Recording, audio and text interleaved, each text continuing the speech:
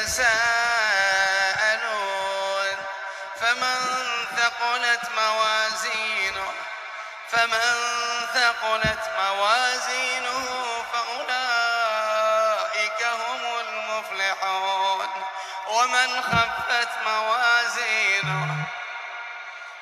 ومن خفت موازينه فأولئك الذين خسروا أنفسهم في جهنم خالدون فمن ثقلت موازينه فأولئك هم المفلحون ومن خفت موازينه فأولئك الذين خسروا أنفسهم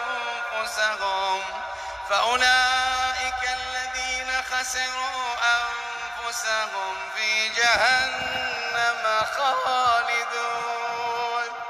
تلفح وجوههم النار وهم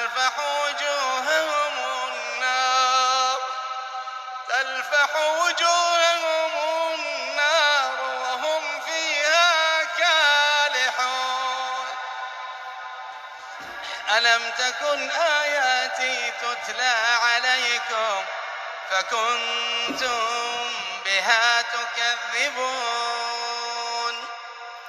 ألم تكن آياتي تتلى عليكم فكنتم بها تكذبون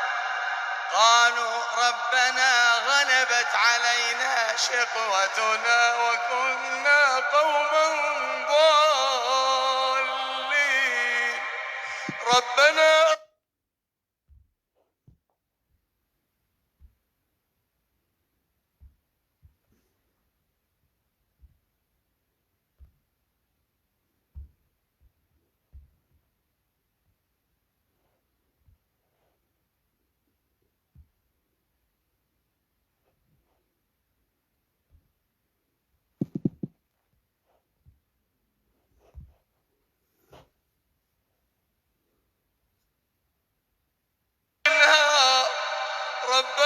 أخرجنا منها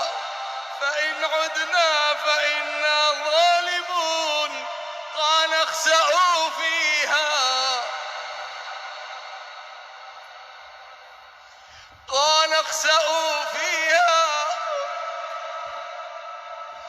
قال اخسئوا فيها ولا تكلمون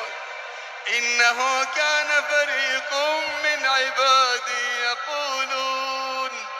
يقولون ربنا آمنا فاغفر لنا وارحمنا وأنت خير الراحمين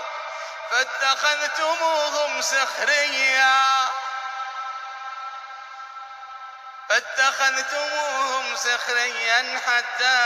أنسوكم ذكري وكنتم منهم تضحكون إني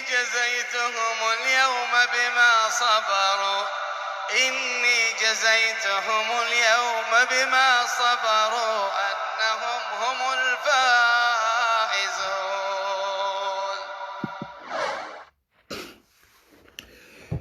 الحمد لله رب العالمين المبدئ والمعيد يؤتي من شكر والمزيد وأشهد أن لا إله إلا الله وحده لا شريك له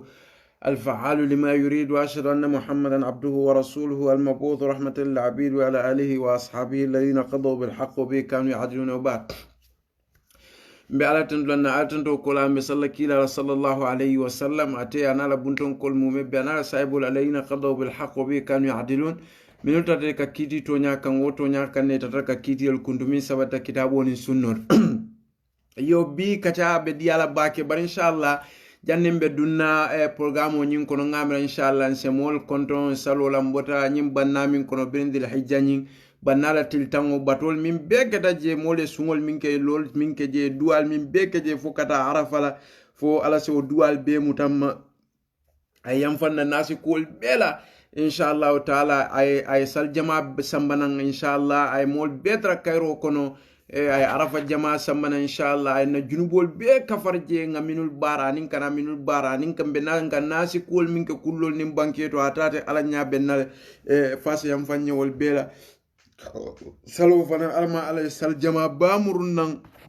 sima bani jat kende ane harje fewni sudroni tanko kono ay kambe ngo sabatindi na society kono ay nyokano sabatindi je atondi fon ay sunno fandi molla nga dino kanu nga sunno kanu nga bula sunno noma sali jama na atra banko nyimbe tenkunding ani misilma banku to mal be kabilol kordal mol mo be inshallah mo be tra kayro kono inshallah taala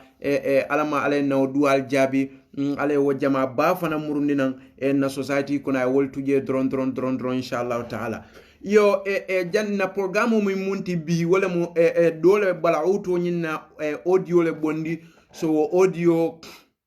lafta wala pilela ka koyndi molla ka jiko ay min foje faniale mata man sabati jannimbe futala woto mbadi ngol wati tambita nu wati nin tambita Gambia wala man tambi folo ni we ni karo kono wala ni lokon sabata tambila kono ngaje ko fondinge do findita social media tele bungol to raji bungol to moli akumandi dulal to ka interview jamal to ako mi alo problem fondinge problem o mi soto Gambia banko kam mbadi ngol wala morolti ngo fo saya ko tata ko be polisol ni morol letem yalon ning nkatula folale nko wati imaje gambenol mi alon ko birim fondinge daniro kala kula mbadingol mi kodo ki biri Europe jande fo America len fo dawoday be a fil ka bala fay jumale keta sababo dalon nko ning aliaji nkatula moli silen dañi morol la ning aliaje nkatu nyi morol la kumol folalie ning aliaje nka nyi morol ila kuol mi alon koy keke fawon la barol wati nkanaja nkafo kaje ko itolle mu society jawoti itolle jawyata society kono itolle society la masiboti itolle society letindi itolle kabilol tey ye kordal tey ye family tey ye banko tey abbe mu nyi morol let ning aliaje wati arabol kam fo man andara faqad adara so momi alwiqatu khairun min alilaj ye hakilo du kate oper fa wala fisade ye opred ning aliaje wati kana jang ndu nimba folan ka fo ko mol mi alon koy muñi morol la dahiyati na mujtama kono min munu la dahiyati je wolle mum bari musolti mfama wolle mbang mbinki wolle mbang mbari wolle mbang nkanu molle mu komin Gambia wala muslima society misil mol be badin killing wolle ka kela dahiyalti ningo wolle ka kela dahiyalti wolle molti kaminul kasara mini kaminul tinya ika society tinya ni minulla comme mbadin fondinke nyi ngamira aliaje raji bungotla be dia mola je ka tanni ko moro e min kala Gambia be fo poliso fongo ko yeta moro e min ke ya lonne ko poliso leta ye moro li muta ye moro li soron walla ye moro li bute ni me fa ko ke asamba luwa nyatli wala luwa milla kay ye wala kan mbewod la ko en la bake fondinke nya kam mim fo ko atata me moro mi e nyinkala kala nafulo mutabul wala ka fenke wala man jari ngaw be senkal be tulo ya moyle ko nyin afa wolle mun na society kono ma siboti mbadi won mol mi alon ko be tuwawdu jang ngatula fulal yele ko albama wala alkata fo italie moro liya albama wala alkata la fo ita moro le ka do ko kale ke kinin ale Europe jang isal kortela isal dabarala albina tle tolle do ko la fo jannal sebe kuntla mo ka do ko ke ja kana fulo min besoto aka bedi ni morole ni dade la soko ne ka tan korke telonga masa akeje so itolle la masibo mod fe wo fembe ni banko kay tolle jawyata beti komin say wo shahida shahidum min ahliya nim mo botan tol fon la society kono bi e ka findi gamben di social media beto gambia karo bela molbe bala fare ka kodo kiyay ako birabe tuwa duja wa be wadi tinen klaza birin atata gambia budata masibo min kono je fondinke wandi dingo ay bale suta ay fale suta ay wuruñol le suta ay wa hadis wala haraj femmanta kasara banko kan femma wo kasara na banko kan je fon tendron fo ako malala ongulle ka sika ka samba moroya fo bi police fo kanasi police mi algo Gambia wolle ka mol tanka ka mol safe ka molla baluwo kake hadis wala haraj kaje ko police li ka ila kata ko ni silata alanya yo tamandi banko kan dron banko ka tenkunne banko ka tankale fo police fo kanalo kaje ko yeta e moro nyini ka fo ninge nyi na fulol so yalon at birin sanji jel wala janintol ka wulu na alval min tambitanu masay khol be diamola karo bela idiamuta ñi morol la ko le batata pour mol se hakilo tu ñi morol to pour mol se hakilo tu ñi morol to foni ngem yanko aboda to adu atata akamin fo abani ala tema ala lontal akala dalilo beje morol ala kodo domo police o fanan ko yeta moro na bariya wo ko be forin gambia kuwo ku ketan na banko kan mo fa kolem tapale ya kolem jam fa kolem korda tay kolem futu ban kolem kabila tay kolem kabila dunyo kolem so koyato sate mo so sate le dunta nyol abbe tata nata ni moro le ba be koma ne as zeitata ko zede nata minanka o keno ni sampatata ko sampay nata minanka o keno itoliye fanke molje woliyel di banko kan ate tolmu awliya shaitan shaitan la woliyel le muita awliya shayatin inin jino le kata do kola kamol dabar kamol fa kamol tinya kamol la society tay hani biangol imam bala fe komi ngaje nyami ka biang me mutaka dakara wolem nyindi koy wandi mole samba ka doku ka safo ka dakoro ka biango dakara anim fongo badingol mi alon ko misin molle muyti furel ndara nge bade na kaburo kata ka wala kaburo luke konol faraka safol keje ke dal faraka safol keje wo ben ni moro le ka ken na society kono ni nada ngaw fo jandron moli se kidise kumo befo fo ninge do e message o kinyana kaje ko ha ate amirale ko nun ndol ka min fo morol ma kuma jamal karabu nka morol nenne nka morol fengele akonye baral kamin fo abe mu tonyalti kadu nyim fo ningela ko en sad bakala ko en bala fale 14 million moro tata doku moro tata fenke nkaye ko assalamu alaikum ndol ka min fo ite a tonyandi laftale man la fala haddi laftu walle ka mira nyanya umurat wamu kule tita fa kunna kule mot ndol kanan ka mol konot diandi ngam fan konoto diandi mo kendol wol ka songi ka bo kalama ka tubo se kada alla ka je ko alla ka ko beke biri alla yete deda aman sarela be min kele be min be sotle la balwo kono komin kila min fo say bodo wala mandu senyilo annal ummata komin manto be biduni istithna ama fa nyin kabila kar wala nyin banku kar wala nyin sate kar la amo fa akay wala mi senyilo annal ummata komanto be la wishtama oni ka futa nyoka ala yanfauka bi shay'in pour que nafa fenna la yanfauka bi shay'in illa kad kataba Allahu lak ite nafa no la fenna fo ala min safeka wa in istamaw fana ni benta ay yadurruka bi shay'in pour que tora fenna la yadurruka bi shay'in illa kad kataba Allahu lak ite nafa no la fe ite tora no la fen fana nafa tara fengo ala min safeka ndron bira wo fo nya ko nyina ta sad mbadim foninke min soto banko ka min ketala moro nye min kala police o fango mode safero ke go police o teninden police o nata kuma police o ko yeta nyun dem si sirimbi akoy ta siriya akoy ta moro ya moro na bariya woli min tamandi je yewolon police o manta ye moro muta ya arrest birin tumo mina moro wo ko beke wandi dingola police o manta wo arrest dolbe je janda police o ni na ko nsa fale ko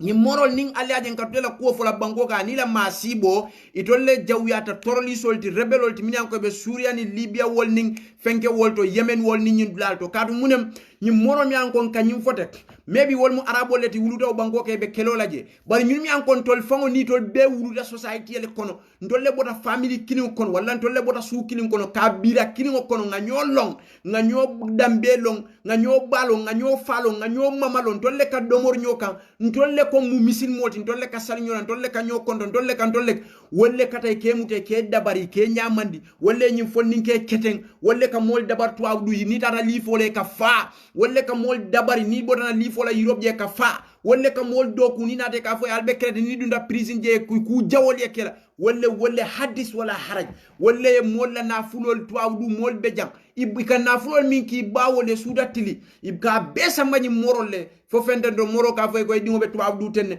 abe kala je tenne a fendara je tenne adunda je tenne son sen hakilo tu bake komi Gambia be sedi atala sain ning aliaje moli katula moli silan lan kam fan silan nin ka moli be maslan nyim musawidinol nyim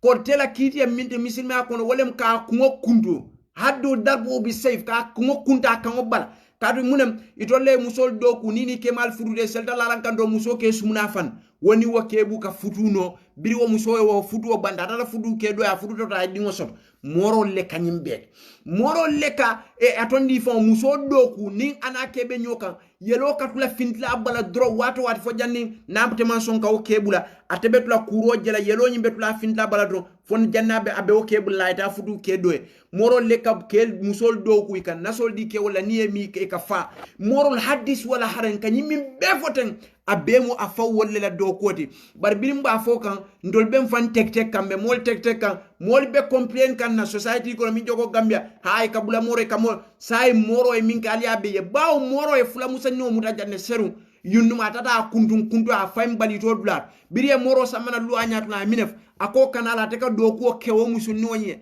atata ko dole bolo ma jono nko moro naka alal dani ala ka ala duwa muta walla ala duwa jabi walla te ka molle duwa jabi amanjari wandi musu no bar musu nya kuntu ata fam bali to akanya ta do ala dana ala aka dani ro min ko musu no pour ala duwa jabi ate wo ka famwe ala ko do juruma la bunkon yalo wala nan ka kumo dol fale nko ko dobe je fonga wo use ning hakilo la ngaw mira ning hakilo amanka Yusuf bin Ajanda do wo fale dalilo Qur'ano ning fenko abebe hadiso to abebe alqur'ano konole bari ko dobe je mbadi woni yaje ale hakilo dila ayeni beengol fatan ngom nan na beengol bi ala hadama do dol misala ko ulaika kal anam wal jokole beengol fanal lota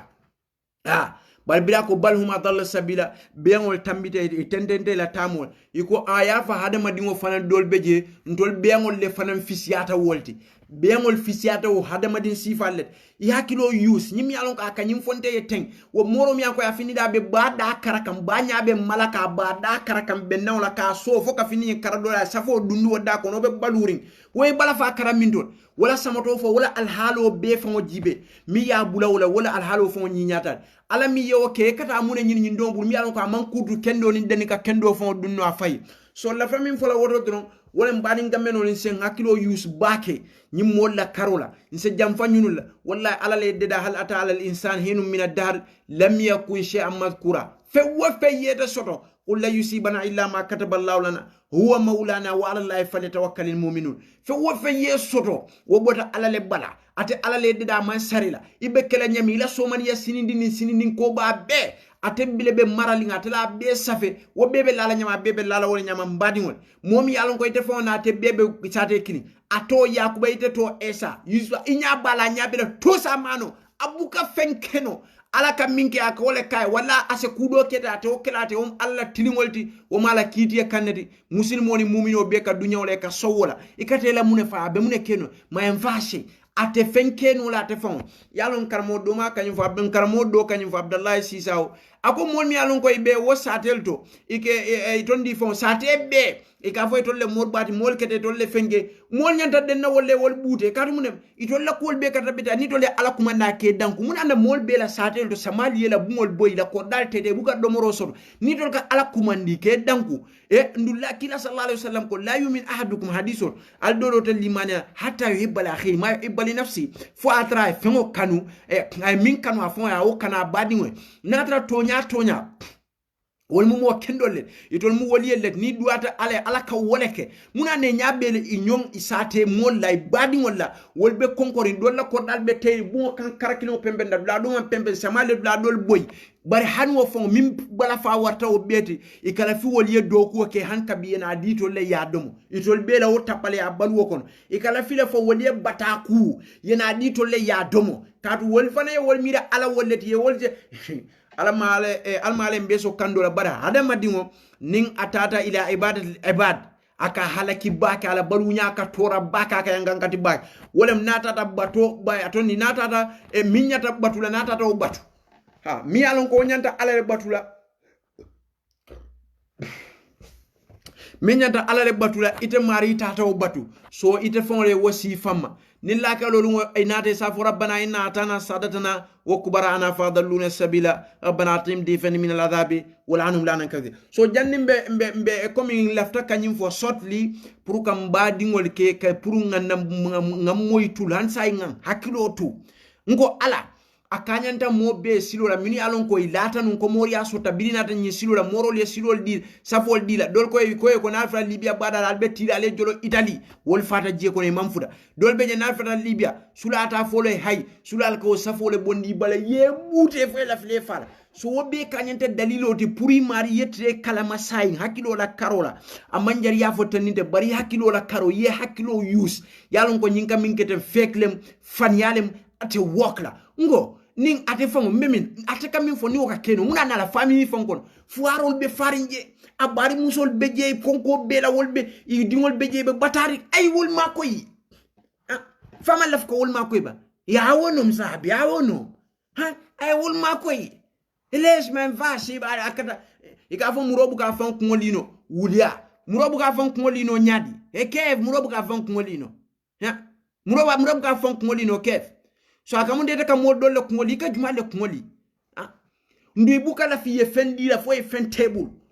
ha so moli si hakilo tu si falto bake fo ninge na gambia kamin fo abani ala tema be hala ko min be ko ja ko moro la ka police o fon lora police o mi an ko nyanta kata ni morol no ma ye arrest ye samba luanyatun ka fo ko nan dem ka fo ko idem aton di fon ako woleta yeta fenkol nyininka yeta sirin nyininka e aka fo ni suru akol lemano nan dem ngalla cha sirin bi hawma ani ana bari ak ni jayam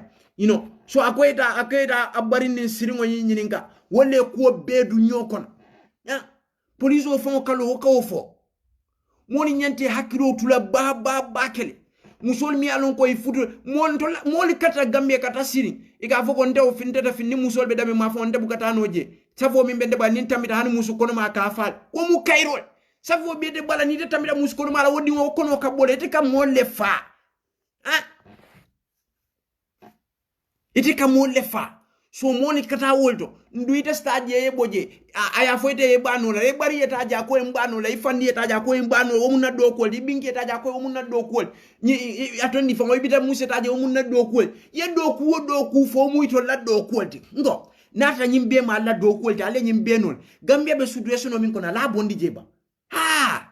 ndol laftale la fay gambia e ke ko Singapore Malaysia Kuala Lumpur Istanbul la fa Gambia ke wole nyama Gambia dul katata fayri wulo kono ten ni altol ye min fo ala tool ala ka woleke ntol be min kono alim bonda kono ba Gambia nol fo fele jama jam wolbe batari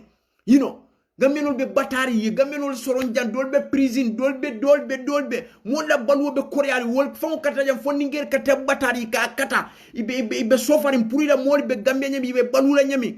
wol kaw kodo min fon soto wokole akono ika moje jaay keme saba soto wo keme saba keme fla talula akela moda te balu talulo la jam abbe ko be ken pra mode balu ni wo keme saba o fudade to la gambe keme fla da ya sika adi moro la bunkon ni e kodi akoy altol malla ala la mbekko min kala altol la ngawlon moro ka wole foye biduta ni la 50 euro bi jannin karo ka fa yabe ben don torole be batari la ma balu be maisha tan danka ومن أراد عن ذكري فإن له معيشة ضنكا ونحشره يوم القيامة أعمى قال رب لما حشرتني أعمى وقد كنت بصير so fo moli se hakilo tuole to nko moli kate kodi ni alqur'anu abebo wole kono ali morol filije imam fenno e fangol nko imam fenke no e fangol ye alkanna kuma moyle ba imagine nyine be complain ni coronavirus min keda gamol ni fenkol ni siarel mankeno abe dule bulu ba kele katu mol kata mo barakantan wala mindi mol kata ka saladi minata akava Allahu akbar so mol se hakilo tutu bake janni mbina audio dole pidel se wala moy lafta ngaw mari la kumo murunda kan tariyake woto koy wala fon en si programme wala jam bari komin kaje ko police ni morobe nyola Gambia police ka fo nyandem jallaja sirimbi ak nijayam yeta siringoni nyinna nijay nyinin ka nko atata min fo la radio to ka moro le fasa ay min fo je wo fo tulo o moy ni wo mo kendoti wonu anyanta letter kendele kila Gambia no be ya lon ko morol be tapale ya min ke kan na society kono imatu tu abdu talay ni bama tata je ko mun na do kolti ifama dine ta mun na do kolti ibari musa ta mun ku wo ku yalo wo mu ila do kolti ali ma ko ale Gambia do ku nyeban mo le da gambeno be batarin karo bila brinjam fo America fo minto mol be batari ali ma koy ba nin ko ku mal to la do koti bari nganyim fo le ngalon ko man do kuno fanyalem kadhiba dhaba sura motal to nyanda do fo nyamato ngalon ne ko fanyale mu to nyanten bari komin kanyim fo mol le minan koy kalala pour aliye mirani woliye mirani hakilola kaje ko nyim morol kanyim minke nyim mol ñun ne jawyata ñin Nigeria non to ñun minka fo wananke ñun mam bala fa fon soto nata wandi moya kela momi an koy na mambo bangu kilim fa se bala fa bara altol be sate kili altol be le ka kuoke ise muso dabar yelo katu fintla bara fona o ke abula ha wo muso fa ni wo seben silo ka o kondo mbadi ngol le kortante be so konon ha ase muso dabar ni wona kese dara obe tule sumuna la don fo janni wo ke ka o bula ku abula tite kun kono yakele mbari muso kata je comme se kebo wol musul nol mi anko se kebo kol ka fo moro ka fo e wura ke ngay boto ta ka naso ta ka ku ha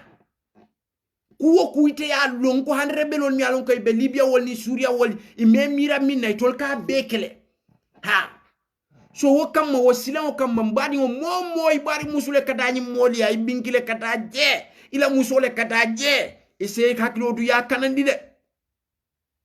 billahi wallahi tallahi morole audio kinyana do kinda do ki se kemoe afango kanu moriale ka min fo ja kilian monyo kam min fa e maniela kuoto atani musole min kella aka minke wol maniela wokola kana wole ke alquran o bala ni woy wo foye ite ibe kala ko nyin manke misil mati ha ndo wolle katata do kola so mune molbe kef yani fontol be kilal ko samudan kol wamma samuda fa dena fa sabla malal wuda ki ala fon ka fo kila sallallahu alaihi wasallam samudan kol ngetol kandan le barito le filibanti ale kanu katambi kandol fontol lafta nga ke wolleti ba fonni ngefe abe gambi andi abe torani nje mol be fi social media mol finda this marabos se ko li al kawani marabos le ko le janne al ko alta moy la ali la baro jere bam ha yeminge fonni ngel ali ajele ngo nyunul look ning atray ko ikado ko le keno walla itol ni ko ale hok ala ka kele kadu nga dolle je itara nun nanya bankola nyaton ka dole anu ka fay ko ndolla mo na fengo safe ko to do ka ke mansalt biri yo fa fon kadu we asiebe ke mansanyi no sanyi mo ni fe biri wo fa video da be lora nya fete aka domi babala kay dukare mako yi ha sanji mwani mfulambu wala sanji mwani jel momi be mansanyi no ite ka foy ko ndolla kalifo ni nata we aka fenne safe kokono minister governor dolle koy kata waya yajel biri wo koy kana don tol ko yere selole bala ta jenon yalon ka foy ko nko ni manke sufiya di defani afo non ittafiq ma aw la tattafiq umura nga kambe wala nkara kambe ni na umula problemo bari ni manke ni lafta kala sufiya di itabuka fanya de dano ita kenu la sufiya kado ay fayla sufi fanyale nyininka fayla sufi pour yeke arresto aflatonti pour ka fanyade da fayla sufi ya molbe munana mo wuli kilim be kata iyala sakharola e ka wolbe taje ke fanite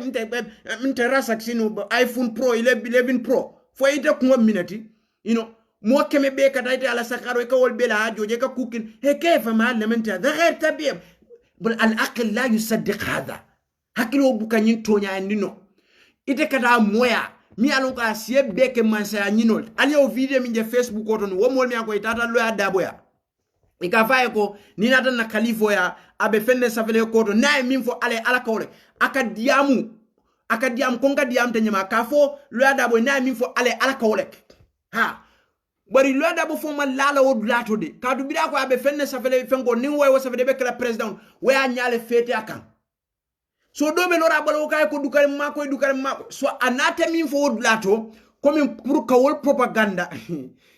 nimmi yalon ko inene man walmin be Colombia ni Mexico El Chapo ning Guzman ning El Chapo ani Pablo Escobar wo katelol nimmi yalon ko inene meje ni lafte jela ni morol mi an ko be Gambia ñun ne Guzman di ani El Chapo Escobar wol ñunul le multi na society kono ñunul le jawyat ñunul le multi ha walla ni la fa El Chapo wol jela tay ibe jela je ni morol so ay kumo mi propaganda ka wo fo way wodlato akayele ko gofono fango wonata nun jele pour kana kalifo nye nga yele selo le bara ta fo yele sel ta a birin gofono nata jenu yele selo le ba ni dadi to la sati do mol be jebe batari wol man lafka ke mansati molo ta siare dulato jan kasama sa min fo ja ko ni lafta motole kanyi aya karle kara ni lafta kala ministre kanyi aya karle kara ni lafta kala president kanyi aya karle kara ate fon ta da gamadula bulata gele gele biraka se abulata gele la paso ju atat ate man lafka moto soto ate man lafka ke ministre ate man lafka ke president ate man lafka ke nyaton koti ate man lafo bele aka o fanya min fo dulato aka molle propaganda wala so mon min be siri wodlato ni wol wulta wodlato iba flan sulate lan nombalal ya kola eta fanke o do kulata ko ya kakele so ni mo kemele nata ay wuli keme soto mo keme fla wuli keme fula soto say hanal mallala ali e fonyo kataje atanyanta korda min soto la wolo la wosota be sirinje ha ala wuliyanya be baluka wolal nata ta gamola sade do fana do labbanku do abo kuma kinol fa ika balu fan yala tenne fo janni be fala momi an ko asiebe ke man sanyi no te ka foye ko fenne na kalifo ka fenne safe ko na wa safe ko te ka ke mansan wala no kite wajibe ten o ka mal ka du hakilo ma tonya yandi so fo mol se hakilo le use nyin blato han sai a lon ko akamin fo den fanialem ha gofono nata ya birin gofono na jen ka yele selore ba bawo gofono wala fa ka ke president so wota jeno la kadu wolu yele selore moro muta e mo be ke father ha ibuka sile nin ala temole man sila alala imam bala fa soto nin ali ajen ka le man bala fa soto mbari musol mi an ko ke doku ni tata fudu dulato muske ba di manyo dundanyol muske ba tata manyo doku wala manyo tata muske ba doku ni wokatu yelo le jira fa ke mabla muso mbare muso en kola ka kumbo kona ke nana ke ma sel dalla ran kan akatu sumuna ala le dron fentem foi moro le doku min kala ndol be bota Gambia len konto mu sonko ni Dramé ni Touré ni Cissé ni Fatileti mane ha wokola ni etrebe display la wandi mo la kola ikamta wole bere konko le sika yale kumot ndol faw la society ko mimbe je ndol faw kamin ke nyolante diam la wala bak hadiso kami fo hasibu anfusa qabla an tuhasabu ala alfan konti bo janni kal konti bo zinu amalakum qabla an tuzanu لا تشغلن عن عيب غيرك غافلا عن عيب نفسك انه عيبان جني be molla ngay bol ni la fenkol fa min bete fango tato wodi be yofo wada ma kanyanta ha imam bala fasoto ye kuwa kulon tapale ya bekel ngo birin ay wofo we waya nya fete akan waka akaya ha ka duwaya lon ne ko gofono tata jel so across ta wonyato ko hakilo tangunni bawo gofono tata je gofono man keno man sat sorry.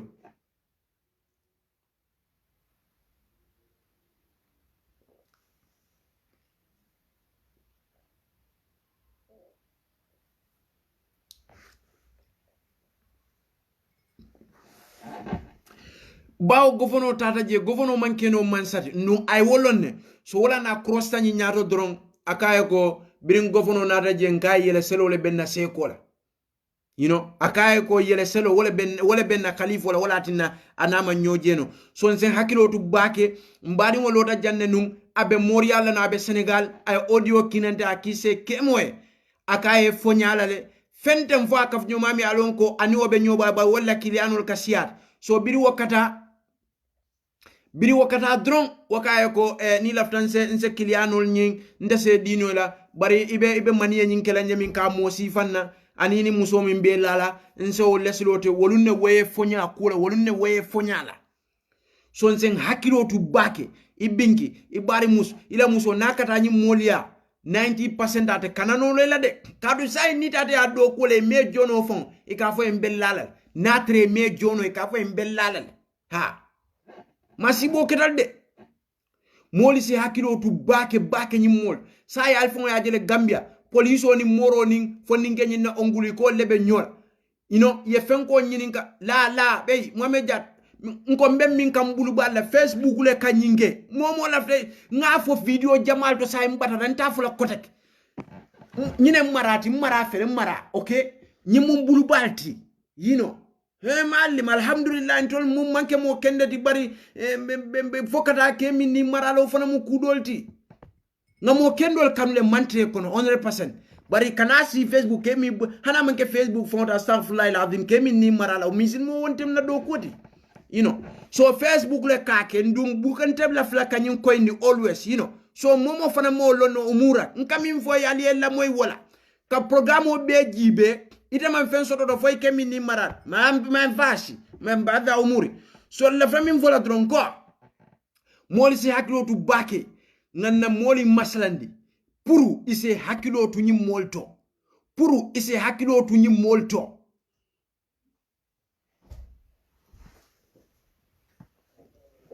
yajere so comme bidon police o nyin ay min fo jandi mina nyin topic do da ko nan dem ako de bieta la fenge ata ala siri be siriya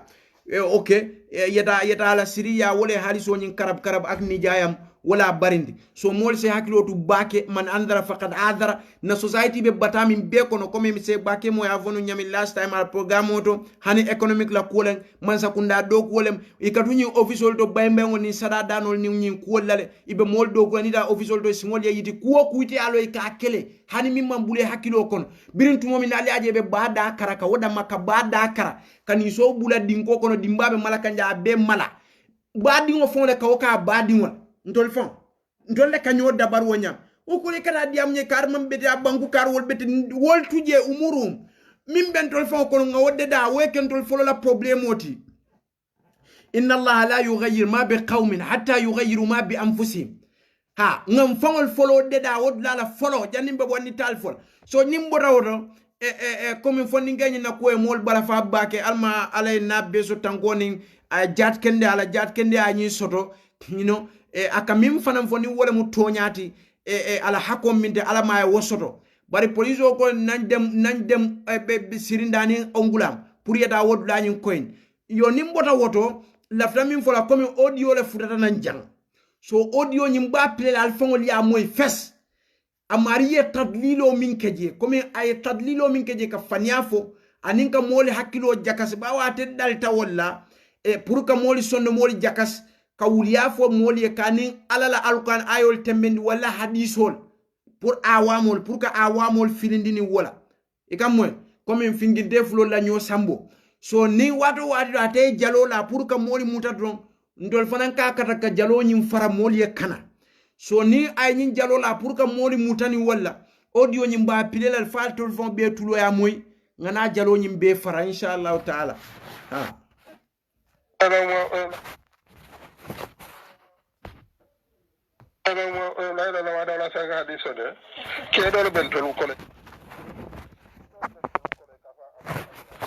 namu bayalo muna na nyaka fa ayashi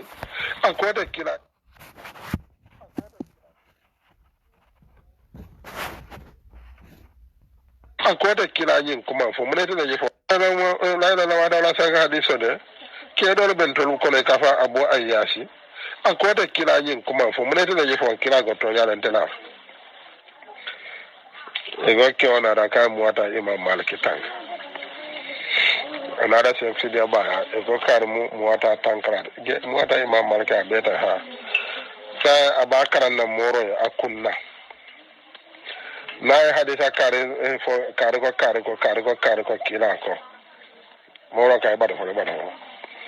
na mera ka hadisa fulanja ya hadisa be fo kila boba ego moro ba hadisa sa fa ba do moro ka kila la nyin ka kila ye yin kuma me fo tula fo kila ka to nya fo ntela maliki to nya fo ntela wala awliya karamatul la tunkara dole ka kila je fi bokono dole ka je kene bar tera moko wala ni la fira jira hanni la fira ye jere ndare saytan de so wala abdama sidi wali ba durman suruma ya ako yenta mustahilo to wali le malaiko ja ni nya ka kila je kene bar abdurrahman sidi ko akata na kila je kene bar fi ya tawor wala kene bar ali so ba usa ta sonde man songo yalo mol be wolonne hakilo la jero do ko hadama dingom yan ko be balu kono ite malaikol jeno la de andu ida kila jeno la life comment ten de yusuf nin ten ma fo sibo ko ne sa jeno nda ko ni mi yaje le man setano bare comme ka kila je life aka fo mi nyim fo abdurrahman suyuti fanyale mo ma wofo so nin aliaje dobiyen kana kanyin dal koinde akanyin propaganda sifale ke kamola kilo dun nyot malaiko ta aliya wolonne nyamatol fon be wolne ko hada madimo tem malaiko jeno la balwo kono hana keta munet never ate malaiko jeno la aliya wolonne kodi okay woto bondi je komi wodlato nyamatol fon yanne kay faniyalef kila la kumo akami voka kila je face to face ni woli la faka kila je dro ayaje istan faniyalem abuka keno kila sallallahu alaihi wasallam isa jeno siboto nda ko nimi yaje siboto yaje le setan buke misal no bari ka fodo ete mu woli el teta siran don kila ka findika watu life ite ka kila je ten life ka tu ite mu woli el wala nete ko fo sin janimbe ala kumo janimbe tamila jang ate ka fo karamu min karamatil awliya waliya alama wadde mendi kunda bala wala koy bala wala fimbala wala arab bala tubab bala nasani bala mandinka bala manjaku bala karoninka bala kasinka bala jahanka bala surwa bala fula bala yahudu bala fenk alama ama waliya be alqur'ano ko nyami ako ala inna awliya allah la khawfun alayhim wala hum yahzanun alladhina amanu wa kanu yattaqun wallem alala waliyalti ako min yalon koy ilimaniata itarta fana silamo lemuy alladhina amanu ilata de alala wakanu itatanu yattaquna ikasilala fana okay wala nyinti ikallo ala ya marol kan ay ya marmin momoy mingi ala ko wala mala waliyat ala inna awliya allah inta alala waliyal la khawfun alayhim wala hum yahzanun silata wal kan ni ku yatela alladhina amanu wala molti mi koy limanata kanu itatanu yattaquna ikasilante alal okay so ateka nyinkele komin ka woli yadende ni moli bala ni for example nga foko Umar mu waliyeldi Zaid mu waliyeldi law iftaradna sai wobe nyamin atesa kila ajeno watu nata afta kila finta kan ron kila be finta kan direct anin kila nyoje kadu munem atemu waliyeldi wala nala fa kila finta kan ron kila finta ka faniyale womu wuliyalati ma anzalallahu bi amin sultan anyon faniya manjiban ko kan kuma do may wofo ka foko imu wodiyelti ni lefte kam malaiko jele afay malaiko na wo jabital kiyamo le fe wota kila kayrat so kata ni malafi malaiko la karo ka wofo ko indi bake kata ni ko ay faniya bale foto yajel womu faniyalti hakilo fonte nyunno lamin bar hakilo fon se nyunno min adumani wala nyindi ko ka fo ni mu woliye fanande kila ngo woli ya wakatu wa marila ala nya silamu nya ala wofole wo manke dambe kundade sise kundankol wolle kaka woliyelti ila kank fenge wala woliyet ni wo fata kan fengelem kam komi molta da foy misilma ake kundayat so ni non mi alon koy tol mu misilmo itol fe tol buka keno fendi foni yedde ni non ni mane wo fayde Saudi Arabia mi anko kila la saibol wuluta wolta ashramu bashina bil janna mo mi anko be balwo ko ne koy ko ali be dunna arjana wala family mi anko be Saudi e botam mol min bala boka wolni Omar wolni Uthman wala molle muna ne bukate kabrol zira wal mu woliyet wala molle fo wala molte keri fo wol dambel tututal bang wol dambel tututal muna na ni dara hijola makani e nyatli kila la kabrol polisol ke busa ka fa ya cha ala be janal tawor ikamune nyini jam womu kila sallallahu alaihi wasallam le tinka wole fo ma fa alla kankar kunda fenke aliaje nyin sifa len tol fon la society molle tinko ale min fa alqano ko laqad kana lakum fi rasulillahi iswatun hasana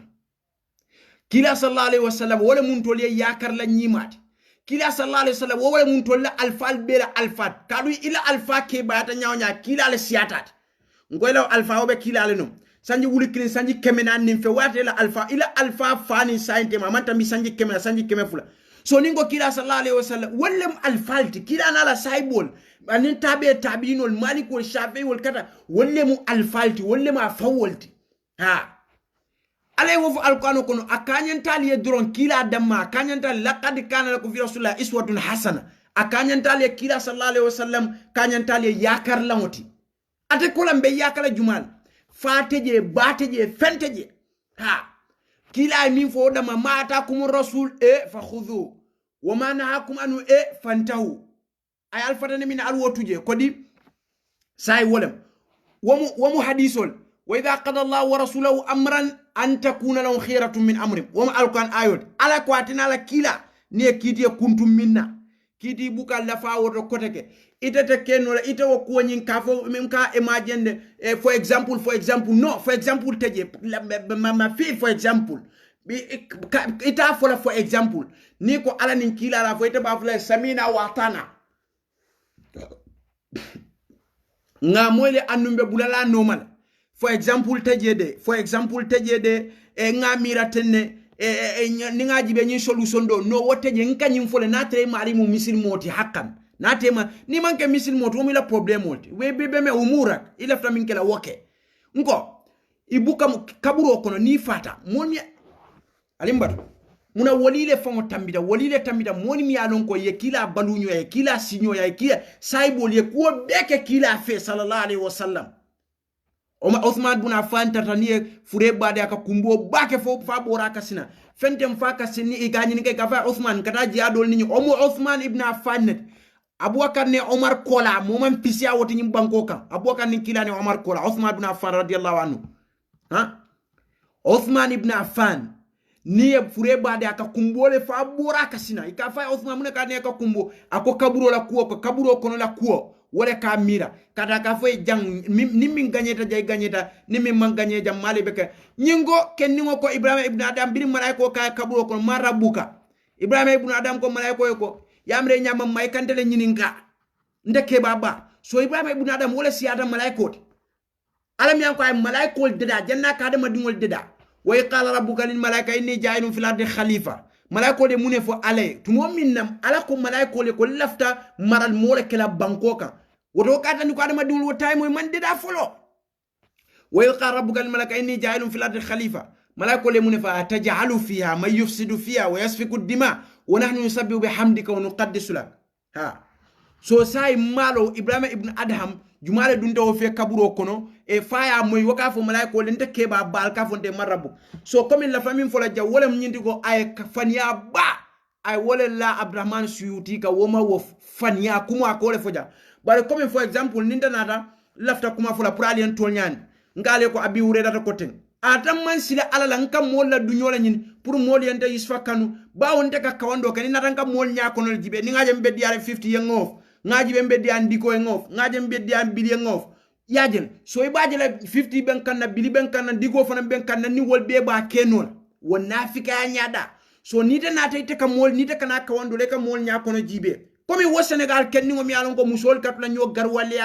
ala fenkoto ila WhatsApp ol do ten ni mol fa dunda nyola sai ka tele kala Facebook ol ni la WhatsApp ol fo modu fal fo nyaadi fal lembam kala banteba nana da sida ay musol nyako no jibe fo na meso ni hesalo je dron ay say yaka nyaka soto ibaje la pour moli sa mari kanu so wulati na wole ka ibulanye sifa fo to malaf mo en kanu de no ala la dunyon tol ka wole nyin ite be janante be jam ma andi ay mushkila to nyante ni alati ma lakire be nyin kala min tol bo wole fo la jam ne mi wokku yata mi walati ma dif ko mo kam may malaf ko mo ko be siari ne Facebook live ful ni ko tayeta woto yita wojibe bari jante mo fa jayilante mo ba jayila ntem fa fula jante mba fula jam misilma alante nyaatli ngola ni wol bebe bulala wol no ma ni ala ni kila min fo wol koy to kala ni ma nyolo ma nyokala mutawot hada madiya la kuonse wotaman okay bari dino la kuoto mandi sim batrin fakri nim fengetot no kadu lakila lolo li kulli mure min yawmaydin shanun yughni wujuhu yawmaydin musfira dahikatun mustabshira lakira lo mumo ba fa nafsi niye so niye nyin walu se mira ba ke janibe Abdurrahman Suyuti faniyalem wama wof ay faniyale la wokam wabu kam malaikol je ate wala kitabo kono ka fo kam malaikol je watu wat aje kena bar tera moko wala ni la frajira hanni la frajira ye jere ndare saytande so wala Abdurrahman Suyuti wali ba duru mansuru nte sonnalam bang te sonnalam manta sonna kadu faniyalem ale ako nyenta mustahilo to weli ele malaiko jani nyaga kilaje kene bara Abraham Suyuti ko akata nana kilaje faniyalemu akamin foden faniyalem for example abe aka kanol la Abraham Suyuti almale yam fo abe kanol aka wokam for example say nin kila ma wo fodum ha kila sallallahu alaihi wasallam mafo saibe mafa nene malaika je wonene man sodata hadis nim fengeto sai itela hukumoni womu faniyaleti woman soto kadu kuwa kuntol kata dalilo minal kitabu wa sunna ni atete kumo fo man soto alfa te woto da fante woto alfa mod bela alfa wolem kilat ha kene bado fi ya tawor wala kene bado alfa ba usase ta sonde man son sama fu ngodo te dare te mo society ni nyin dina usas te sonna ando aba fole sema fu ha usas yalo ne mo itla sema fu leti karu ita tata le foye mol kafundi famfe iko ya alnga ke samudan kolti kadu wol fadena fastabul amal al huda ale wol tankande bari ale wol kandande bari wole filibante ale kanu kandoti yajel so ni de wo mu ila sama futu wo mu ila sama fulati je wonte usas la problem ti de usas fango ma foye fango kata wofo bari usas wol ka fole niya wofo pour ka mol filindi e tol bo ko inda mon la kaje ko nyimbal auto kamin foten amanke toñata man sabat boy pour ita fango kungo ite bo mu ila wa umurak wonte na problem di ita fango kungo wonte na problem so usazol ka bori damina wala mu ikate badingol ibinki wali bama wali fama wali bari wali ikata wol filin wala mu usazol la problem won bari ita fa kungo ko mu ila sama fude ti o fonya min tonyale moti de kido guda sama to wala malete be je kido se kuma ita je kido se kuma lo fa salafol ya fallo men ya fange jamano salaf akoye o fo salafol ye fallo nin ko salafol wallem kilana la saybolti anim minul bulata wol nom yalon iko al jahiliya fal bi nafsi ma la yafal bil adu jahilo ka kuwa ka fango lale a jawo buka minkala ay kuma jaw bale fo jang mi yalon ka te fango ma wolon ode man ke sa fo salor ya nyin kida o mo sala fo de hafiz ibn majah mun an ni ne mo da fonde na mulun ndeme na mulun da fonka mo kala da la kida mo ida mo sala fo la da yin jama'ano men ye fanke sala fo itane hafiz ibn majah temo bain al akhdar wal yabis wojokole fen kitingo anim fen jaro ha itane hafiz ibn malik temo e kamin fote itani wote ma jokole fen kitingo nim fen jaro ha ka kundi misal nin ku yalo hada madin waro man bete ni mota ta fa warta baka nyaka male so wo wara nyama wole be nyinna malum fal kan nakumo moy akoy la sate do atata fo la sate mol ka fa imam tabari kadu atene karatene imam tabari la kamunu bari nyin kadu la kila la hadith wala fula sallallahu alaihi wasallam kila kamin fo made on nafsi kadhabun fanjayila ba fanya fola ba ha danen sunniyare yin kira wuti mu sunniyare al sunna wal jamaa la imamu mu yullati hafiz ibn majah da yin jamaa no dindin dolle to bale fanna to bala wulula o be ka wulo wat to bala wulula buka wulo wati komin amete wati nyamin tumomin na ye ko temendini mo balla banko kan na misilma fasala bal na alfa bal woman nete wati fola bon bi iketa malum ba fula nyaadi iketa laji iketa fenkoti tumaranketi bankuto wandi bankoto to bala wulula aka mo nyamandole ke koma ayete nyamandi nyaminte to bala wulula aka doyale si mola koma doya sila banko kan nyami to bala wulula keke jele fengolti komi iketa jele fengolti banko kan nyami to bala wulula akeke nyamatolti mol ka nyo sabela kula dol ba fla nyamata le dol ba fla tolelem dol ba fla nyamata dol ba fla tole so to bala wulula ko sifale to bala wulula aka hadama dingo ke nafikolta aka ke wuloleti aka ke place nyini laleti komi ita keta nyaminte to bala wulula aka hadama dingo ke setanol ta aka ke setan na waliyelti to bala wulula aka hadama dingo ke fania folaleti hanala fa tonya fola adaka jenkele ay wulia to bala wulula wojo ko aka moke molet mi alon ko ya jara biri ya bute ka sama fo Senegal ka jara je ka kodol bonda kunna ka ko be ka wolle nate bo kunna comme na programme tambite ko fon li ko nyamin ka je ko tolle ka kodo kiyay itolle ya jara tata Senegal itolle ko be ka wo to bala wulula wala ko sab to bala wulula aka moke tumarankelti wandi bankoto nin tumomi na moliye jayi ko beke inata bulela woliye bayi tata sidula doto to bala wulula ka doyale simol to bala wulula aka moke moleti society ko mi alon ko bi musol ka ke jele fengoti mi alon ko bi nata jina bisawo ka bayle akata doya moti karobela to bala wulula aka mari ke wuloleti aka ke fawara molti aka ke nyamatolti komi bi Gambia molbe nyo sabakan ni nyamato la kola nyami dol ba fla nyamato dol ba fa tole dol ba fa nyamato dol ba fa tole ajoko musunno be tamika mbira ila kaseto moy akoy wayatol ka nyina la moy nyimi anko jina bi sawon dol ka fa tole la manfuta to bala wulula ko sifalek okay wobuka wulo wati so koma me wati nyami lafla ka wole fasariyo to bala wulula kama sibo min kete komi iteketa mobe ebralti kaje ko wulo ka to bala la akanyinulle sabala fulo tola to bala dole jirira abubakar no umar la radiyallahu anhuma akananyi min fo jante wulyalem bare alsal tulolo abe kelali e jele fem bati akana min fo ja so to bala wulula kanyi sifale sab ala fale fula to la bakar la do to la bakar fale kew a do to la umar bun kadam la fale kew kan fa kan be aka umar la ala falo ya dan fa fada ya fa amada hambale kay ko ke do le fale ke fula to la abubakar no umar aka min fo ja ko kenni ngo do suruda wala falol to la ay fal do to la abubakar la ay do to la umar la ngamro kete la jaral kadun to la nyomin ne maje falo mo dan fa fat so falo min to mu as hasa alse yam fanye nyim ba jawyata nda kono pour ka fo fon comme fa ako falo min to mu umarti so biri wa mari dam fudron falo nyim fata kadu wo falo nyin to mu umar leti ako imam ahmed yo fo wole wo fana mu wuliyalta man soto wonya wuliyata kering ndol ni de be wuluda gambere alla jara falol nin kongol min beje wala siada katambi dula bel nga moy ko ka foko al nin kongol ye problème o sotole wo son ko mu kule mi anko sabata bari nene ma moy je ka foko faloy mo le dam fu jara fata gambia nene ma moy faloy mo le dam fa fata de ndu nene ma je fana moy ala falole to la abubakar la wala umar hasha wol fon seniata o sifa bari comme to bala wulula aka moke wulore ta aka wuliya fala society kon hal minul bena soma ibena wulule tanyu wuliya sifa fola nate fata fon comme momo be na kala wulote society kono atele be kala wala salafoti na wol be kala atele khalafol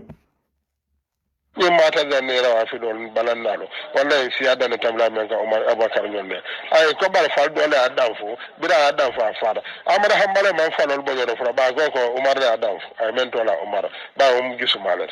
aka min foda ko faloni mu gisu malet we falo min tola umar rabiri falo tola umar do falo nyin keta jusumat so la nabiri we nyin dam fudra fata ako ahmad bun hanbali wo fo bala kabro kono alma ne manin kafar kala imam ahlus sunna wal jamaa imam ahmad rahimahullahu taala komi niaja akanyim motu sifal to samana la diamo kono akanyine ke propaganda de pour ka sunno kelena bawo ninta diamu da jang ngo imam ahmad ko tenninte ndu imam ahmad wo imam ahlus sunna wal jamaa so ate fana data diamu ala nafika na la fania fola comme to bala wulule min katela ate data diamu bo fana to fola pour ka mol propaganda la mini alon koy man kol bo ñor iba fla bar yusuf kanyim fo aka fo imam ahmed so nyim bal auto fana ka diam afana ka fo imam ahmed bari balon na nyaadi de kabe tara wul yalla wala abe kumo min fola ba fla imam ahmed lewo fo mbade mo pour que makoy hakilo to mutanola e kan kumo mo comme abe kumo min la imam ahmed kan nay wo fo hakilo to kumo nyim mutanola kadu bire falo to la umar don falo kana fal jusumati istanay mo dam fa kafa jaran kol nyeni ko la problème mo bare ka fo ko falo so tan jare ka mol dam fa non nene mamoy nene momoy so to bala wulula kanyi sifale hada be nan la kala kida abor wala wala na kara ma do sai na umar men fo ka fiya ake fa abe lakira ake faja la ilaha illa allah umar bun kada be mo men fa la fa ko la wasiar please ne ayatra alman jammoy alsafo nga reply ako umar ibn khattab radiyallahu anhu wala fa ko la be lakira ay mol min fay siat malon fal ya moy le ban fal mamoy please nin almamoy nse je reply no pro ali alla moy ko sayyidina umar yenyin jete nyine kam mol susundi kata nyi morol kan ni morol mi anko ka fay mu woli yelleti mu woli ka mu sol sene ka kolke ibe mol fenkel wollem nyunul aka min fo jamalon fal ya la kumo moy le balal tulolo akwa sayyidina umar ibn khattab radiyallahu ala fa ko la momin fa wasiyatale ni ata alma wo la mo insa wala moy wo almadun yahki wala aql yasma nyama to kata diam ka akil mal kata la moy ka sayyidina umar wobe lakira we mo le fa please lafta jemur la duma ne al yalla moy man falol bo do fra ba ko umar da adam ay men to la umar ba gisu malati hada be nan la kala kida abor wala wala na kara ma do sai na umar men fo ka fiya ake fa abe lakira ake faja la ilaha illa allah umar bun kada be mo men fa la fa ko la wasiar ni amen ba ke dan na tambira Umar ja si boga kan e kana wo mu faniyaleti ay min fo ako tobala wulula buka wulu wati so niye tobala wulola nyine ka kala kanyi wuli a sifale fo Umar ibn Khattab fatale amanta keri ndata wulla kotake fo ila yari sallahu al-ardaw man lumi ala be mol be wulunda wonna Umar be wul momin fata ube wulana nyalla mol fa kotake Umar le fon ka faroke ban fo ala le ka faroke so ni mol be dunia jang ay min fo jannatra ala kumo fon komin ala kumo ka fa wuliyandino kola anyanta nyim fo no arab kan wala nga sen iraniano le shialie minul be iraq wol ni suria wol ning libanon wol ning iran wol to kuwait wol ya la ñu audio la moy kaje ko ni Umar ibn Khattab radiyallahu anhu ni wonne ka faale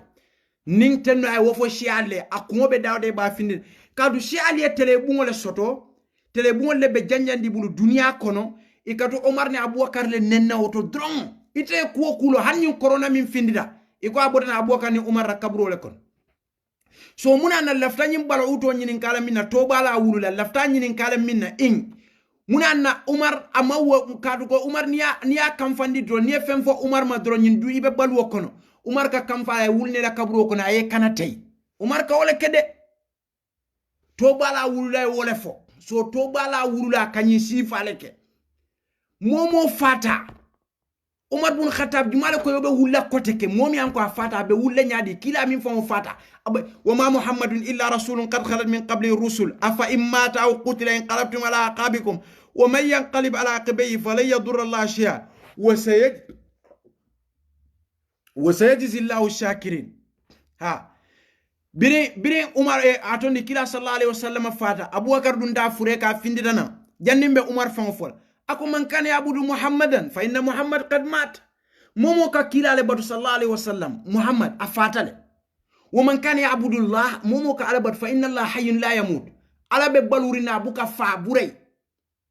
okay Abubakar de nyum kumol anata alquran ayo samanan dalilo ma Muhammadun illa rasulun qad khalat min qabli rusul afa immata aw qutila inqalabtum ala aqabikum wa man yanqalib ala aqibihi falan yadurra Allah shay'a wa sayajzi Allahu shakirin ale nyine fo alquran ayot so nata wo fo mu kila sallallahu alaihi wasallam Abubakar yo du wo fure ka e findina aya foko niminka Muhammad batu Muhammad fatal man kana yabudu Muhammadan fa inna Muhammad qad mat bi kalwo ka dalilo fonto lam moli alquran ni hadiso mfama wol ko mama wol ko nko ala min fo wala ko to suratul baqara ni mo lo nanga fo e ban ako kila sallallahu alaihi wasallam ko wa idha qila lahu Muhammad ni ko ittabi'u albula fengonum ma anzala Allah alay min jinn qalu Muhammad safoko bal nattabi'u mbe bulala fengono ma alfayna alayhi aba'ana ngam fama wol taminka ala ko kila awalau kana aba'u na atre fama wol la yaqiluna shay'an wala yahtadun iman hakil maya ndu manke moltimi an ko e kandata fana so say alay nen drole keja alay ndol alfa folol nen ngo alfa bela alfa mu kila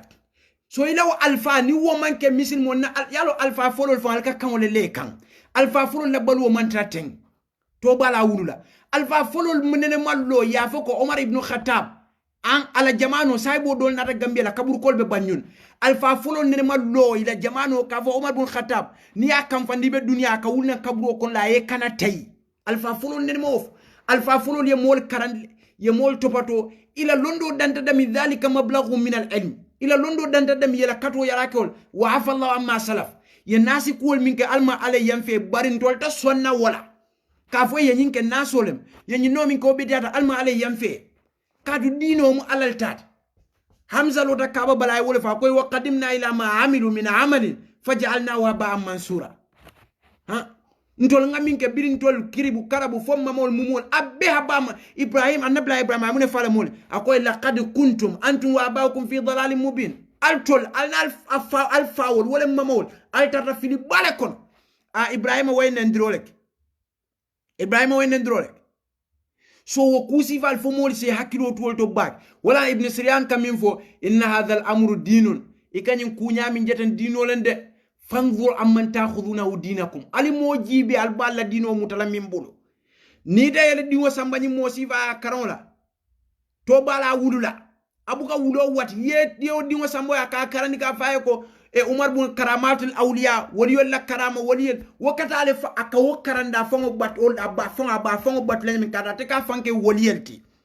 ay wala foko jirabi saw sate mi alon ko mol ka fajele luwol mo ka fajele birata tata je fa bota je monene man fawoto biray wokumo famina ko woliyo so ni te la modi ni mo sifala aka karanda fango batol la to bala wulula so wo sifale moli dingol beje say buge faawol fango hat ni ko mo fo don karmoko ni ko mo fon karmoko ifam ale wo sie min dilal ko no wala te kila ila wululal ha wallahi moli en tol karani wol malla fi kam bama wol nim fama wol fango tolon fa wuliyale umar bin khattab momin fata buka wulna birin kila fata abubakar yole fo man kana yabudu muhammadan fa inna muhammad qad mat nimin ka kila le batu fatale nimin ka ala batu abe balurna buka fa anatani alquran ayo fo ma muhammadun illa rasulun qad khalat min qabli rusul afa immata aw qutla inqalabtum ala aqabikum wa man yanqalib ala aqibi falan yadurra Allah shay'a wa sayajzi Allahu shakirin son kanyi min fote fama baluka bi umar nin kila fa nyun ko fota wala ko umar neta umar ni umar da ko fa aka kamfa aka finnan kaburo kuna ke kanatay ay mur kaburo kono kote tennu erante sotla eran wolte sotla tennu shial mi an ko be baghdad wol ning e atondi fango tikrit wol nin blalite sotla tennu shia ala wiel mi an ko be sunniyel tora kan dimashq wal hims wal dira wal derizor wol ite sotla tennu ni hizbullah lubnan mi an ko be libanon te be mol fala yaman hawsiinol ite sotla kadu wol ka ku jawo ite alon tele bon lebe je ko fo umar na abubakar ma tennu umar be wural na wol be kanatay to bala wulula foy isalo wonyam yalo nimmo diamta ko ala londo man futa dama ka fanne ngaybe malon foy kam wala na setan e biri ya nyinin kay kayfa tudillul ulama ikallon nal filini nyadi afon e je korekinda ko minul ke famuta lon nalti ala fo nyaman ke filini nyami bi hubbi adh-dhuhur wal ajab wal ghurur wal hasad yamla as-sudur setan e nyimin be foto wala findira nyin kenno bal to bala wulula ha umar bin khattab waka findina ka moli kanatay ni akam fate bulay murala kaburo kon say wotuta momo foni hakilo teme ajibe foto nyalem foto nyante e kafa o fiata de yo fo umar karama de lawliya tolbe abe lakira mo jama fa ala fa kola karama faniyale muwati to bala wula mobu katano lakira moli be duniya jaye fa womu wuliyale tindo hakilo ta sonnala lafta fana komi hanata mol minke noma bawo atuyura la ashkali ataka kunol minka mulu wolle kalo yiri bulu kilimo kan ise mol hakilo bunya domanding hana manke dino la karol bari hada madul hakilo bunya domanding kaje ko mobu kata lakira kana dunya ka moli fa ay mur kote okay ndu hasha kanyim fanya ba sifa fo ka wala mola min joko Umar ibn Khattab radiyallahu anhu awda ya idan umar la koro ke dole mo umar jawba kada umar nenna asibo da umar da asibo kono umar ya fongo da ay mo da kanate afa yo nadra yanyi min foten ay kanula umar la sibo kono umar ya kanate njigita ko tanu umar bete kanate la juna la mur kote karun nganyin karamu da gambia ite fania bala umar kan to bala wulula kaje ko wona tela gamadula to woni abubakar ne uthman ne ali kila wol kuni tu wato akoy mabela gamadula tri wato kila sallallahu alaihi wasallam fango binana so nata umar kawole ke tanu jikita ko nyim fani asifa mi alon ko hani mol mi alon ko ka heroin ne ma fewo fenka saba ya bele nyapi nyoka ya masi nyakilin ibuka ofo kaje ko yo ko milla umar kan tanu ayeta fanan kanate amurtanu ano kira ke ofara fura ma ko la ba ko ka ye fi si faso da ja kan fi si faso yare ko akasi bodo umar la kanate fano kira afada furema kula le fisi faso barama no ya ja kan bala umar le kanate o men kala fano fula falti o fa umar amento la umar so bari la frada min nyinin kala indla mo woto fam kadu biri wasi bota umar la umar yo kanate le o fata for example si Allah ta ali al hakil ali tulolo na ali la moyni hakilo biri umar findida kan siboka umar yo kanate yaja afata so birin frema kulal nata komi wo fure nya diamu tano nyaadle ka fo e koteke umar la kanate fa farandu wo wiswasa no le ba kanto ata umar le wo kanate nte man jabi sodo kumo na to bala wulla nyinin kawo ni yolo yen ko kila ko kare ko de la hadi ko kila ka to nya fo nga fo tel doroga kila jela kene ba do ni la fa fi jena o man foti ka kila to nyanten ala la waliyel nga wo fole ala inna awliya Allah la khawfun alayhim wa lahum yahzanun alladhina amanu wa kanu yattaqun misal ma kendo be la fraka kilaje ateka waliyel ni wala ta kilaje la don kila ka findi kan ne pam ye nyoje comme tamino le katre tematen don yajel tamino le katre ye nyoje ten don kila eta ha ay wole fode ha ako waliyel ni wala fraka kilaje appointment wala ka fenge don kila ina ye nyoje do eta so ajogo kila manfa kila sallallahu alaihi wasallam ko nimi yaje sibo ko ni yaje sedan bu ke misal non barka fo karmu waliyel do atata fanin kila nyoje do kila findi appointment ota do nyoje kila eta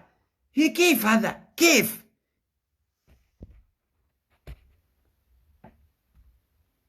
to bala wulla kanyine si moro ka ma kino ma to ja tada fura tu mara ala rawan ko wala la moro do afraja kan san kumba to je tumando ja be kasama karamba tu mara maro sai karama to jama me yitando kam na de kiletan waya san do yitande yala telafta nyi sifa la kanyim mol min to foto nyunum yang koy tambita ake misal ni wala lafta moli wolle batu ngami ya lafta ka diamni wolle toyal mbe min fola moli mbadi ngol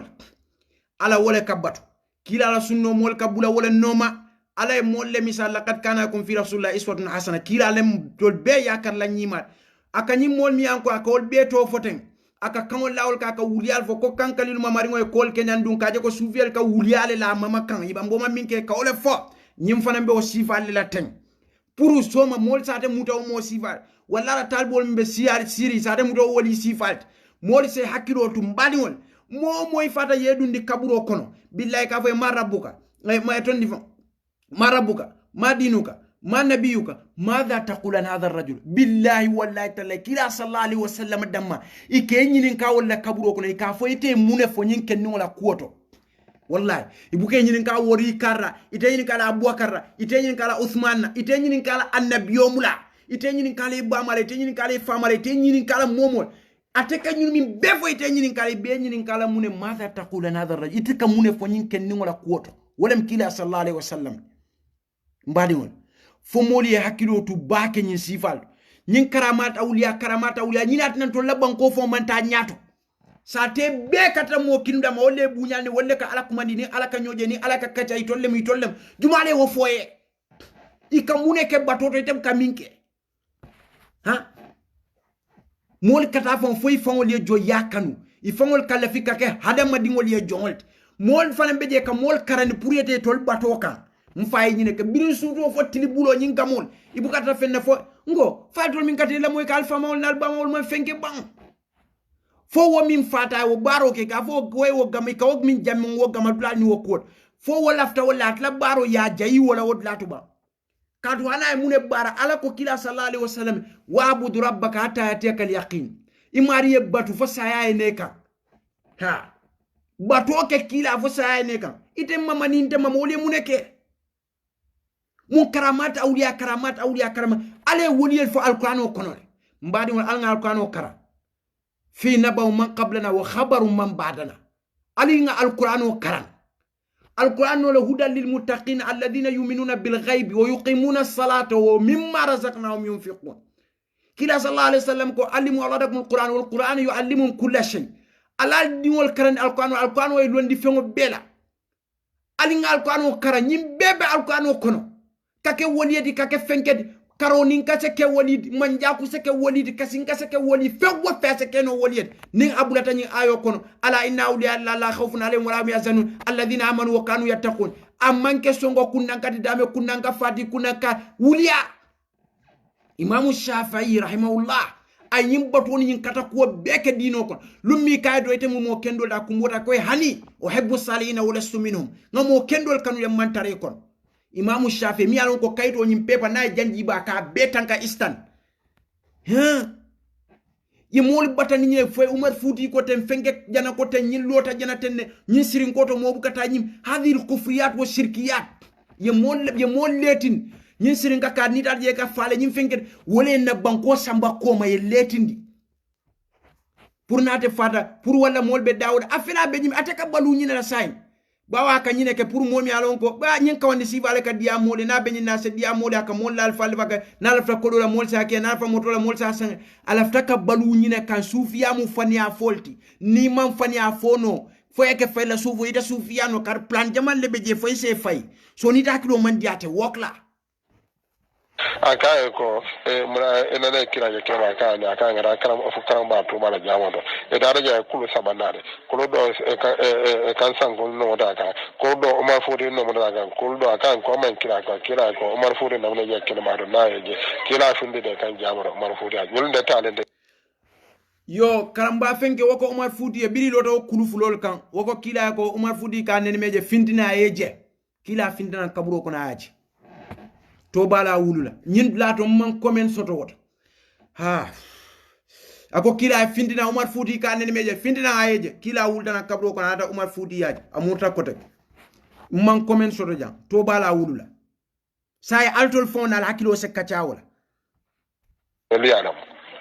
song bara ko safi sonda man sondo de man bo kala masande ande me fo salafon ne sunno no wahabia yalo mi muila problème oti usasol te sonnela na kat usasol ka fo to bala wulula usasol ka min fo bi ika fo nyama tale so mon mi an koy kabule no manum wol ka fo nyama ma batolele muyti so nyim lato molbe nyo sabola wala ne usasol buke danko munene kaje usajuma ke danko usasol buke danko ni nate nyi sifa ke to bala wulula ikanala nyimi be fotem faniyale ma man sabatar ko anon kitabo ni sunnoto yetela hajo la kadu munem ike bama wol ni binki wol ni bari wol ni imamari wol le filindi nyin kuma sifalla so to bala wulula kanyi sifale ke ha usasol mo kalamuta ite usasol ya ite kamunda komi arabol kawo misalo min di birin siena ta lota yiro kan yalo yiro ma kalamut lama staid li rahil bila kuma zakati akafo yiro ko shit halak komi imbe boboy baloy bamba masiana komi nkati le sai yiro kay ko ikati mu ko munem ite bente kam mo kalam de kati kam ne saran to bala wula usasol bela do ko de wol bela kawandol ni la do ko la lu sudo ni tilo wol man trap kab wandi dingol mutaka keni balke kawta ka kuda balte loy komade wol man tra wala de katra tumaranke yala fenkol to kata wandi mol ke bay wol man tra wala de kara jina bisa wol ni tara je mobu ka fa mol kela ka fol to la sai ke bay to bala wula wol man tra wala de wol be sirine be mol karandi kay be nyim fani abondi ka mol ya nyoto ya kansa ngunga memvo Umar Futi ka fo kila findina Umar Futi ko ameje ayeji kila dal wada ka mur wo usasol ni wol fo lumi mol ba mirale man kende a so wol mete kala muta wala woli kan inna dilla ila talibol le ka kol ke ko talbo dol beje koy bote no lumi wol bote noma dol bote la groupe to biri lumi ko kila sallallahu alaihi wasallam bela whatsapp groupe to akela audio be la moy wolunde wol dol bota je bari komi molbe nyo sabole la ko to anita kamin fo to bala wulla wol man kilin dol ko tole dol ka fay man kende a so nyo sabobe nyin bla fo to bala wulle woto lo misalo society on dolla dina ala kam na kido judo samado be je pa kido etara etaje kido dal benen dawa ya fa tajo courage al son dal man son to yalla mu nyulti nya nyenen ten kundo sai kido judo samado no yalla no fa lo la society do al dol son tawo ali afo pa alma entaraje pa kido be kuma la de kido judo samado wallahi pa bi wala te borndi banko kan wallahi pa bi wala jomolinda ke bula sara danulla wallahi pa bi wala te nyamandi foy kanyin kusi valvo kadu munem to bala wulula wala ketete la tensai wolbe siri la banko kay be mol karandi kay be kitabo ni sunno fo kam molye wol mete nya soto idi amta dawda ise bulele se nangiye tol fay ko be foyma hani mo kilinde ne man findo masay khol kono mi alon ko hana se jabi fan bari ya imam shafi'i la bayto yole tabika yole tamandi kan idha nataka safi haqidun jahilun فلا تجيبه فخير من إجابته السكوت فإن كلمته فرشت عنه وإن خليته كما دا يموت سو ولي ولا تامنديكا كا ولا نا ولبوكي دانكو إمي كلاموتا إنينا تلا يكن نكرتي إتبه فالا ولا نيسي دا جنا أبلاي فاتي كو تنك مامي لامين توري سيجي جوال عمر فباجي دي وسكيمو إبلا بلوة بكلا والتي توبالا ولولا ni fengara dron ngap mor kada jene kankal kunanko la kankali fo fenga wol kote yela balwo beke nyinati say bitu wandi dingol be kunna yet podom bade wol kabola foy buga tamano do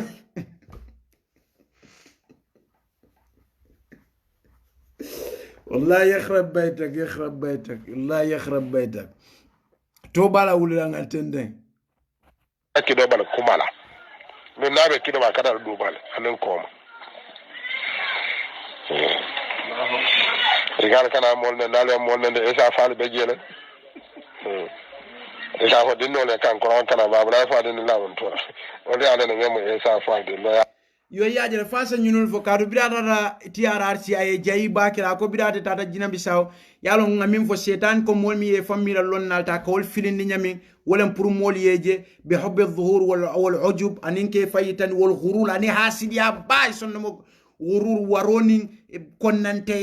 yaajere wol aka wolle fanni sonno mo kono so akabe wol jayila birata jina bisaw kay ko aytel na Abdallah Imam Fati wol kanyo fenke lamin turara ko hantelem so akabe wol temda bel abol jayla kat walla tandi molla e kamin fo esa falla koto e esa fal nata ku jamale ko indi kullo kono nite mo wakala muta nse wol foyte e kaje ko e birita to woyete muta nyama tolta e ke jele fengol ta katenyi kaka be jele kayla fo moli be do ya moli be jele bawo tole ka e ka fo iska dua e maningol kanyim fo e se dua e ila etondi fon nyama atondi fo e se dua ala se tanka tolera mol ka duwa tolela ko dina kata min nyama tol kato esa vale o doya woni wo jelo min beket la wodlato yani ye fani amin be fo jante mo mor balti nde fengera tande kribu karabu so wonete mira nyama tol ye jele jakata masrahiyati lonna mume so ibari mambo ko kalama mol lebi jemiyan ko hakilo bela wol kaw mira o sifala aketa wole ni toro ni bala fa bati ndolla moji ba tata jana ila doya folo min fa akera biri fu da yo tasal basika jimindan yala ni tablo ka akoya jindi duma imal to nyingo je ke ngi ya jindi dum doya man tammi wala mi alon ko ba wara ko ikatu wadda malto so e wada ko esa falla ko nde o koin la wo fon ya fan koin le kadu ko duta o bulle fo sida TRRC aya fam fo munana tata lamin tourea anin ko mi ya fenke woto jama nde fem fore woto bari to bala wulula akanyi sifale ke mola ite kam mem fote ite molon bari esa fali olon abba naaliya molne esa fali bejele ko hanale banendir ko tuje te koy la talibole ko nendiro datale ala fu alqano fon kono akola hibullahu aljahra bisu min alqawl e ngamrete lota janne sunniyel benen salafoli ko ni mimma ba kono ma waya ba kono male wala o bama kono ma yo sifal be foja so nendirol wol kakkara itele bulu kadu munem itelem to bala wulula so to bala wulula ku wasa keno wotire on ale mol banda ko bankola duante kam wonen kamol attaque e sa fal bejet ha bari foyte man nyim fo esa fali ko ye mol nen han minul fo ma wulu man bonay bawol kono folo ye wol nen foy ma fo esa fali ba comme yetele wo fo han nimin nata e wo fo hanata ba ma wulu folo foy ma fo esa fali ban to bala wulu la tiyarar fi be jelo ya rahmatullah wala dara musannifo ko hanu be da hafizo ima kila ko ni to nyarwo so dia fana ni ga tafsir ba kila ni ka be ra kila ko mota marke me fa be to ya mbari won be audio danna janna inshallah comme ñin natale kanyin nañu kumol pile ke faniyandi ay minul fo jang Omar la kuoto anin kila ni malaikol kawol bonni nyoto anin ala to bala wulula fenko ñin audio ñi mambang do man nintuta jele bare na batire fon lafta banna saya to je 8% so mbe programme ñin danna janna inshallah fo wati ko to bare mbe min fula molié dron ise hakilo to ñim kennoto baake kaje ko kila sallallahu alaihi wasallam ye mol dandalanu mol mi alon koy bina ibe kala aimatul mudallinati lonnalti be moli filin lay be fankira lonnalti kam moli filindi ise hakilo to wolto bari atala ku jama fon beje wokatani hakilo fon la miralo la hana man ken dalilati kadu hakilo fon buka so hal min man kara ka bala woko lale kaje ko hakilo man songala yo kam man ka dalilol samana hadisol nin kitabol nin sunnol to ala kumo nin naw bataro nin kaw muriyan kaw murunda fon kan kaje ko mu faniyalde so nata walla jang ay nyimmin be fo jang pour tadlilo len kamol filindi ka faniya fo nyo kamol la mayl jakas ngo kumole fo jante ngole koyndi ay wuliyal min foje ngole koyndi mol se hakilo to ala sifal to bake alama mbe duwa ni mbe duwa la fo ala sentol be tanka nyin ken ngola ma sibola abe min ke kan society kono abe jawyarim bake bi moli se hakkilo to bake moli se mo asilan kulam bi na society kono ndol fanan fo nga findina nga fo moli akanyi min fo tonyande bawo na fo dron molle bi jemina ko ka tonyandi annun ikabulala ko nyinu allahumma arhamna bil qur'an waj'alhu lana imaman wa nura wa hudan wa rahmatan ya rabbal alamin allahumma dhakkirna minhu ma nasina wa 'allimna minhu ma jahilna warzuqna tilawata ana al-layli wa atraf an-nahar waj'alhu hujjatan ya rabbal alamin allahumma salli dini alladhi huwa ismat amri wa asli dunya allati fiha ma'ashi wa asli akhirati allati fiha ma'adi waj'al hayata ziyadatan li fi kulli khair waj'al mawta rahatan li min kulli shar allahumma inna nas'aluka 'ishatan haniyatan wa maytatan sawiyatan wa muradan ghayra makhzin wala fadih allahumma inna nas'aluka khayra mas'alatin wa khayra du'ain wa khayra najahin wa khayra ilmin wa khayra amal wa thabbitna وثقل الموازين وحقق إيمانه فتجر وتقبل ساده وفر خطاياته ونسألك الأولى من الجنة اللهم إنا نسألك موجبات رحمتك وعزائم مغفرتك والسلامة من كل اسم والغنيمة من كل بر والفوز بالجنة والنجاة من النار اللهم اقسمنا من خشيتك ما تحول به بيننا وبين معصيتك ومن طاعتك ما تبلغنا به جنتك ومن يقين ما تهون به علينا مصائب الدنيا ومتنا بأسمائنا وأبصارنا وقوتنا أبدا ما حيتنا وجعل وارث منا وجعل ثأرنا من ظلمنا وانصرنا على من عادانا ولا تجعل مصيبتنا في ديننا ولا تجعل الدنيا أكبر همنا ولا مبلغ علمنا ولا تسلط علينا بذنوبنا من لا يخافك فينا ولا يرحمنا yo mbaɗan naja inchallah almaɗa na duwal be mutam kuwo kunga fojje mistake ko lem mawridu illa malla fi fenna ɗon foka betende so ni wottano keta je doro wobotan tolle balanda hadama diya naso fofo beteyata je wobota alal balata timmata tele fananka kuwol timma ala baraka ba